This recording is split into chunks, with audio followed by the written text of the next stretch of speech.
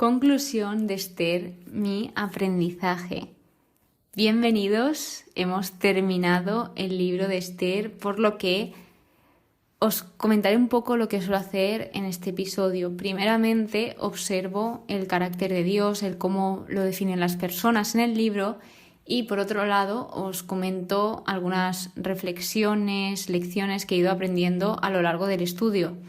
Por lo tanto, comencemos por cómo es Dios en este libro. Cabe decir que no se menciona en prácticamente ninguna parte a Dios en el libro. De hecho, en la traducción hebrea, que muchas Biblias solo tienen la hebrea, no se nombra nada. En cambio, en mi Biblia está como la hebrea, la traducción hebrea y un poco de la griega. Entonces, lo que he extraído de aquí es que Dios es único, Dios es sabio, Dios es todopoderoso y Dios es justo. ¿Y cómo se le ha llamado a Dios en este libro? Se le ha llamado Rey omnipotente, Creador, Señor universal, Altísimo, remarcaría más esta, que es la que más típica he visto, y por último, Gran Dios vivo. Tras esto os voy exponiendo punto por punto las reflexiones que he extraído. Lo primero de todo, Dios trae gozo, esplendor, alegría, triunfo y gloria. Así es como se sintió todo el pueblo judío cuando tuvieron esa victoria y antes incluso seguían confiando en el Señor. Dios está obrando aunque no seamos conscientes, como pasa en este libro. Dios no se indica de manera literal, pero sí que se ve como esos giros inesperados, todas las cosas que dices, pero ¿esto cómo puede pasar? Pues ahí se ve la mano de Dios obrando. Dios está en control, Dios usa todo para sus propósitos y esto me encanta porque nosotros tenemos libertad y nosotros elegimos sobre si hacer una cosa bien o una cosa mal.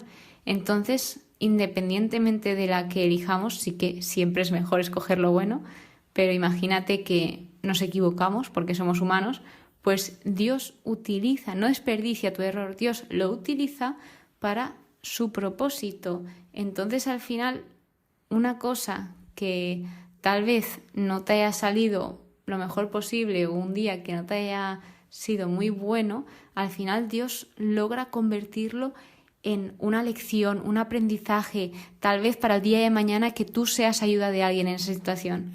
Pues eso es. Luego, Dios busca maneras de comunicarse contigo y es que por todos los lados, es decir, Él es muy respetuoso y si tú no quieres saber nada de Dios, te aseguro que te va a respetar. Pero Él intenta comunicarnos con nosotros de todas las maneras, es decir, incluso aunque no seamos conscientes, pues si no por una persona, por una señal o por una palabra que hayamos visto imaginamos en una publicidad, lo que sea. Luego, Dios puede comunicarte algo a través de los sueños, que esto está enlazado con el anterior punto, y aquí es cuando Mardoqueo tiene ese sueño, que Dios le habló a través de el sueño, es decir, Dios pues le dio como una visión en el sueño, y entonces, pues está en tus manos como intentar buscar respuestas y esforzarte por saber cuál es el mensaje que Dios tiene para ti. Pero si no lo consigues descifrar, por decirlo de alguna forma, no pasa nada porque muchas veces no vamos a entender lo que Dios nos quiere decir. Tal vez se te dice en ese preciso instante para tú luego utilizarlo en el momento adecuado, ya sea mañana, ya sea dentro de un año. Se ve la importancia de ser fiel y leal independientemente de con quién. El ejemplo de aquí es Mardoqueo, que se ve cómo dos personas están conspirando contra el rey y Mardoqueo podría haberse callado, pero aún así fue justo y fue a denunciarlo ante el rey. También este libro habla del respeto, de respetarse a uno mismo y también a los demás. Y esto se enlaza con lo siguiente, que es saber decir no. Aquí la reina, antes de Esther, ella dijo que no iba a hacer algo que le estaba pidiendo el rey, y esto era porque pues ella no le apetecía hacer una cosa que iba en contra de sus principios. Entonces aquí se ve lo valiente de esta mujer y del poder de decir no, porque muchas veces es necesario decirlo por mucho que nos cueste, y se puede decir de la forma más respetuosa y más sincera posible. Entonces no os preocupéis. Luego, el esperar para revelar, lo que os comentaba, que tal vez se te comunica algo hoy, pero tal vez no sea para hoy, sino a lo mejor dentro de una semana o del tiempo que sea necesario, y lo entenderás. Cada cosa que haces tiene un propósito. Cada cosa, además del lugar en el que estás ahora mismo, también tiene un propósito, sea bueno o menos bueno, ya que pues algo tienes que hacer ahí. No esperes en, bueno, el día de mañana cuando esté aquí estaré mejor. Vale, tal vez sí estés mejor, pero intenta pues esforzarte por saber qué es lo que tienes que hacer en el sitio que tú ahora mismo estás y vivirlo, y no pensar en el futuro, dónde estaré o dónde he estado, sino en el ahora, por muy difícil que sea. El odio hace mucho, mucho daño. Al final a Amán el odio le comió y le hizo daño, tanto a él como a los demás, porque también afectó a todo el pueblo judío. Entonces al final el odio no es bueno. Tenemos que aceptar que no podemos gustar a todo el mundo. Esto pues es lo que le pasaba a Amán, que Amán tenía a todo el mundo a su servicio menos a una persona, y por esa una persona se frustraba. Es lo que digo, vosotros imaginaos que tenéis 1.000.000 de euros y tenéis que dar 1 euro. ¿Lo daríais? Pues claro. Pues entonces, ¿por qué esto no lo hacemos con las personas? Es decir, o cuando tenemos un mal día, de que por tal vez 2 minutos malos del día ya todo el día se tumba, se nos viene abajo. Pues no, tenemos que tener actitud y decir, bueno, pues también me ha pasado esta cosa buena, esta otra cosa buena, esta persona me ha sonreído por la calle, o he podido ayudar a alguien, lo que sea. Entonces aquí vemos el estar ciego, el que muchas veces nos pasan cosas muy buenas y solo nos damos cuenta de las menos buenas. Las batallas espirituales requieren de ayuno, este lo destaca en especial, y oración. Se nos invita a confiar en el plan de Dios, en su providencia. Es decir, aquí Ester y Mardoqueo confiaron hasta el extremo en Dios y tenían muchísimas razones para no hacerlo, pero aún así se armaron de valor y decidieron confiar. ¿Por qué? ¿Quién mejor que el Señor sabe cómo guiarnos? Pedir buen uso de palabras. Ojo Ester, ¿eh? Ojo Ester cuando pide que el Señor le dé astucia en sus labios.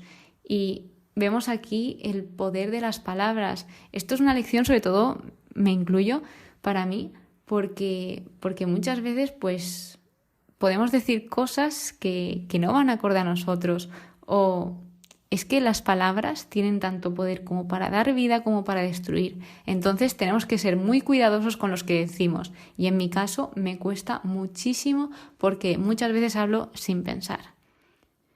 Entonces, hablemos de dejarse llevar por el orgullo, que al final esto no lleva a otro lado que a la perdición, y que no puedes ocultarle nada a Dios. Dios te ve, al igual que no le pongas excusas a Dios, porque Dios te conoce más que nadie. Tal vez un ser humano no, pero Dios sí, Dios conoce tu corazón.